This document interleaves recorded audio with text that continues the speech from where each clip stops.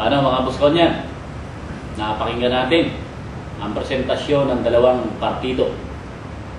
Fire exit o chorizo. Sa kanilang mga pinahayag na palatuntunan at programa, kung sakasakaling sila ay mahalal, sana ay nakapili na kayo ng inyong mga kandidato. Bukas, napakahalaga ng inyong gagawing aksyon. Ang halalan ay hindi biruan na gawain.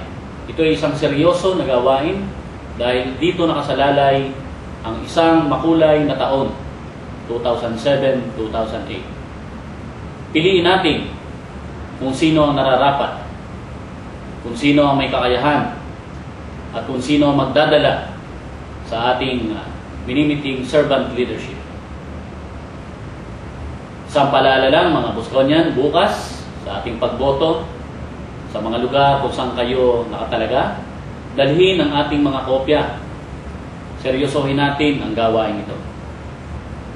Dito nagtatapos ang meeting de avance. Good luck sa inyo.